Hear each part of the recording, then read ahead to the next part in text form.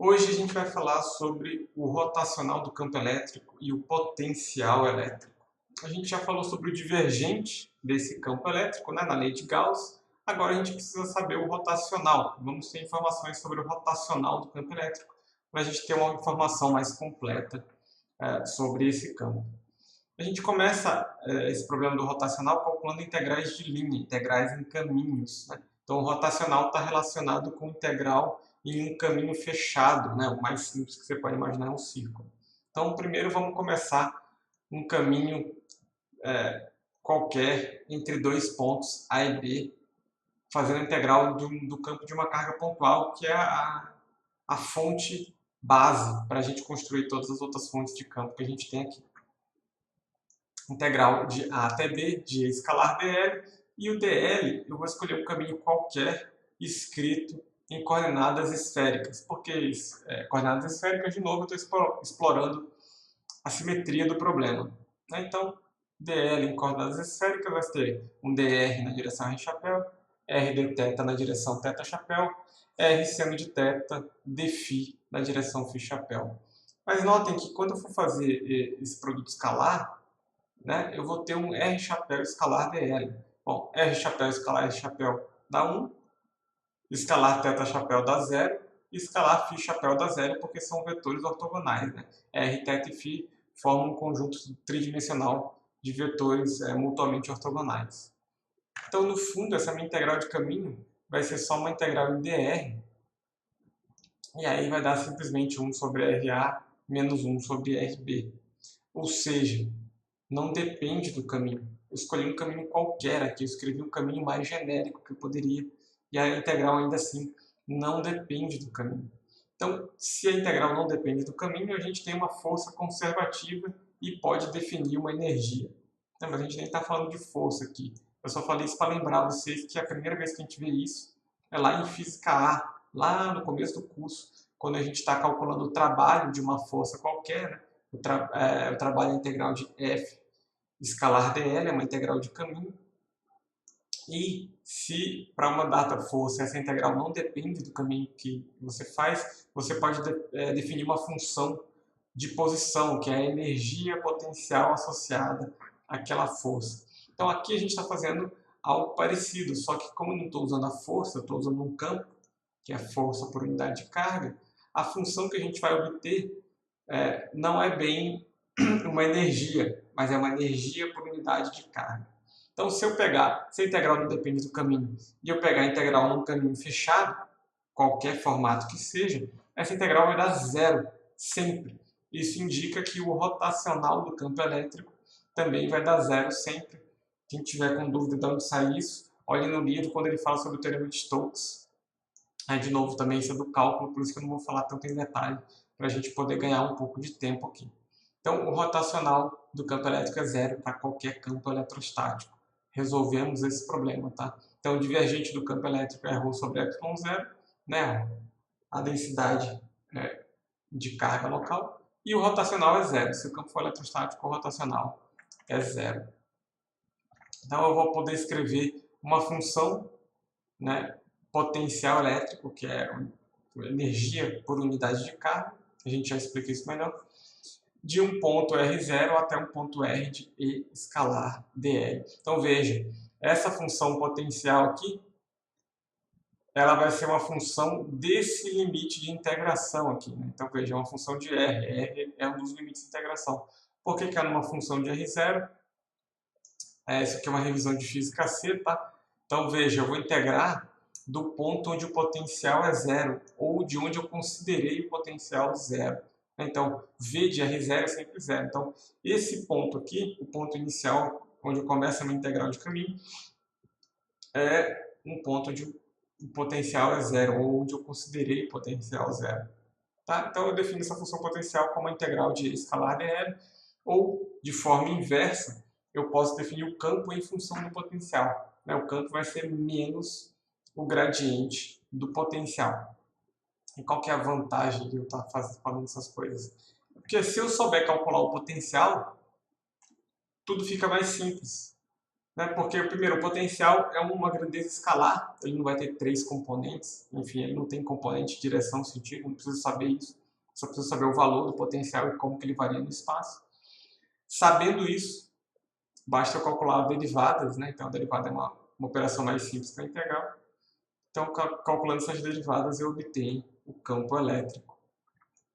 Então, a energia potencial ela vai ser uma função da interação entre as cargas, e o potencial não.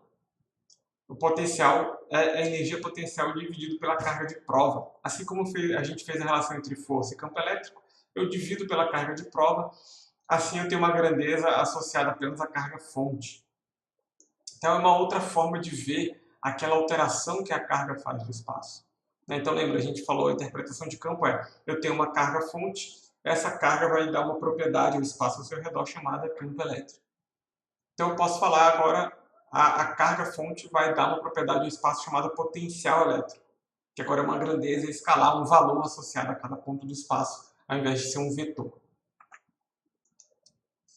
Outra coisa importante da gente analisar graficamente são as chamadas superfícies equipotenciais. Basicamente são pontos do espaço que estão no mesmo potencial, pontos do espaço que têm o mesmo valor de potencial. Então, para uma carga pontual, isso vão ser superfícies esféricas concêntricas à carga, né? Então eu vou ter uma superfície esférica onde todos os pontos estão no potencial V1, outra no potencial V2 e assim sucessivamente.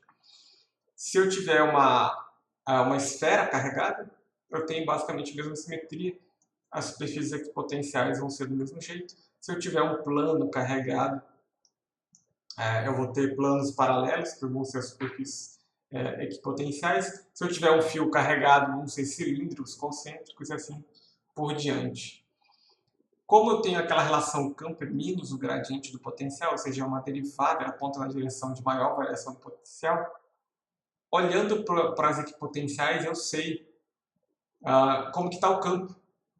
O campo vai estar sempre perpendicular às superfícies equipotenciais. Então, sabendo as configurações, eu sei como é que está, como que estão as linhas de campo elétrico, ok? Então, isso a gente vai usar como outras propriedades, a gente vai descobrir outras coisas, mas, por exemplo, um condutor em equilíbrio, o campo dentro dele é sempre nulo. Ou seja, o potencial dentro dele é sempre uma constante, tem sempre o mesmo valor. Então, a superfície de um condutor, seja ele que formato que tiver, vai ser uma superfície equipotencial. E aí a gente sabe mais ou menos como é que vai estar o campo elétrico ali. E mais para frente a gente fala mais sobre isso. Então, de forma geral, eu posso definir o potencial em função da energia, né? Que nem eu falei antes, é a energia dividida pela carga de prova. Então, vai depender só de propriedades e características da carga-fonte. E a outra coisa é que, se você pegar uma carga pontual ou qualquer distribuição de carga localizada, ou seja, que está contida em uma certa região de espaço, não é infinita em uma dimensão, conforme você se afasta muito, o potencial vai cair para zero. Então, o potencial é zero lá no infinito. Então, aquela integral do potencial, geralmente a gente começa ela no infinito e vem até o ponto onde eu quero. Então, a integral não é da carga até o ponto, a integral é lá do infinito até o ponto. Isso é uma coisa que tem que tomar cuidado. Então, eu posso definir o potencial, assim como a gente fazia com a energia potencial, a menos de uma constante, e essa constante vai depender de onde a gente escolheu o zero de potencial. Em alguns casos, é mais conveniente você escolher o potencial valendo zero em algumas posições um pouco diferentes. E aí, na hora de calcular a função potencial, a gente tem que levar isso em conta para calcular quem que é essa constante. Mas, de forma geral, isso não é tão importante porque a grandeza física, que é mais importante, é o campo elétrico, e o campo elétrico depende da diferença de potencial entre dois pontos, né? Ou daquela derivada, o gradiente do potencial.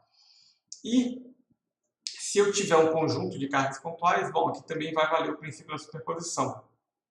O potencial em um ponto é a soma dos potenciais devido às várias cargas pontuais que estão distribuídas em algum lugar do espaço. Só que aqui é mais simples, né? Porque essa soma não vai ser uma soma vetorial, vai ser uma soma de escalares. Então, basta somar o valor mesmo, para obter o potencial de certo ponto. Então, existe uma relação direta entre a energia e o campo que tem em uma certa região do espaço. De novo, isso aqui é uma revisão de física C, por isso que eu estou passando meio rápido, né? Qualquer coisa dê uma checada lá. Mas a gente fez isso calculando a partir do campo de um capacitor de placas paralelas, né? Só para lembrar. Mas ele tem uma relação direta, então a energia potencial é 1 sobre ε0 integral do campo ao quadrado no volume. Ou eu posso definir uma grandeza, né? Dividir por esse volume, uma grandeza chamada densidade de energia. Então a densidade de energia está associada com o campo elétrico ao quadrado, né? E é uma função do espaço, vale para qualquer ponto do espaço. Então, de forma geral, né, eu escrevo a energia, ou a densidade de energia potencial em função de R, como sendo 1 meio de ε0 vezes o campo ao quadrado. O livro, o Griffiths, ele faz uma demonstração mais formal, mais completa disso. Acompanhem lá, dê uma olhada, não é difícil de acompanhar. Deem uma lida no livro nessa parte. E aí, qualquer dúvida, a gente tem o nosso encontro síncrono para discutir isso daí.